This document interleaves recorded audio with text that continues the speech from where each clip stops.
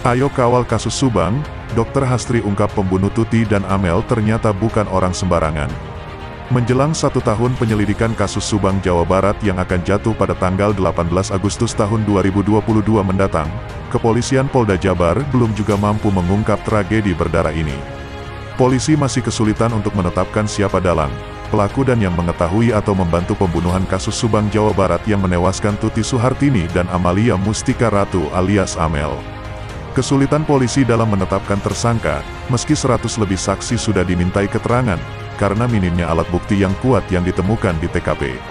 Ahli forensik Mabes Polri, Kombes Pol Dr. Sumi Hastri Purwanti mengungkapkan mengapa di TKP jejak pelaku pembunuhan dalam kasus pembunuh ibu dan anak di Subang atau kasus Subang, Jawa Barat itu sangat minim. Sidik jari misalnya, yang merupakan bukti sangat penting dalam kasus pembunuhan, tidak ditemukan sama sekali dalam tubuh jenazah Tuti dan Amel yang menjadi korban kasus pembunuhan Subang, Jawa Barat. Sudah tak ditemukan sidik jari. Sidik jari di jenazah Ibu Tuti dan Amel hilang karena lebih dulu dibersihkan oleh pelaku, ungkap Dr. Hastri. Menurut Dr. Sumi Hastri, kondisi jenazah korban kasus Subang Tuti dan Amel saat ditemukan di dalam bagasi mobil sudah bersih. Ungkap dia, sidik jari dalam tubuh memang bisa hilang jika dibersihkan dengan sabun. Selain sudah membersihkan dan memandikan jenazah keduanya sebelum dimasukkan ke dalam mobil Alphard, ungkap Hastri, pelaku kasus Subang juga mengelap sejumlah tempat di TKP, termasuk setir mobil dan pintu-pintu. Semua hal yang dilakukan pelaku dalam kasus Subang, Jawa Barat dengan membersihkan atau memandikan jenazah korban Tuti dan Amel, kata Dr. Sumi Hastri, sudah jelas maksudnya untuk menghilangkan jejak.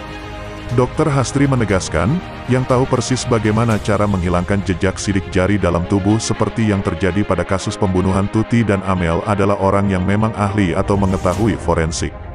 Berdasarkan fakta itu pula lah, Dr. Sumi Hastri berkesimpulan jika pelaku pembunuh Tuti dan Amel dalam kasus Subang, Jawa Barat bukanlah orang sembarangan, namun memiliki ilmu pengetahuan luar biasa dan sangat paham dunia forensik. Pengetahuan ilmu forensik saat ini sangat mudah diakses melalui internet, kata Dr. Sumi Hastri. Namun begitu, Dr. Sumi Hastri mengungkapkan tidak ada kejahatan yang sempurna. Tim Inafis Polri masih bisa mendeteksi sidik jari pelaku kasus Subang, Jawa Barat di tempat lain. Ada beberapa petunjuk penting yang bisa membawa polisi untuk menentukan siapa dalang pembunuh ibu dan anak di Subang, kata Dr. Sumi Hastri. Apa yang dikatakan Dr. Sumi Hastri di atas dibeberkannya di kanal YouTube Denny Darko yang tayang tanggal 23 November tahun 2021 lalu dan dilihat kembali oleh desjabar.com Kamis tanggal 28 Juli tahun 2022. Kronologis kejadian, sekedar mengingatkan, kasus pembunuh ibu dan anak di Subang, Jawa Barat atau kasus Subang yang meminta korban jiwa Tuti Suhartini, 55, dan Amalia Mustika Ratu alias Amel, 23, itu cukup menggegerkan publik karena tergolong sadis.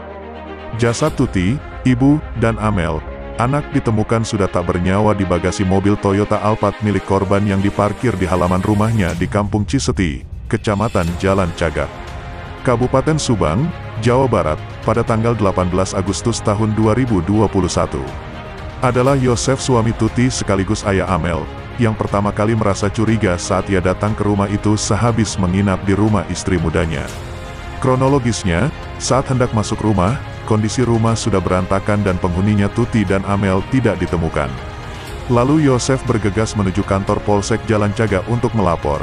Tak lama kemudian, polisi menemukan Tuti dan Amel sudah meninggal di dalam bagasi mobil Alphard dengan keadaan bertumpuk. Beberapa hari kemudian, polisi pun memastikan jika korban Tuti dan Amel meninggal dunia karena ada yang membunuh. Sekian informasi yang dapat kami sampaikan, terima kasih.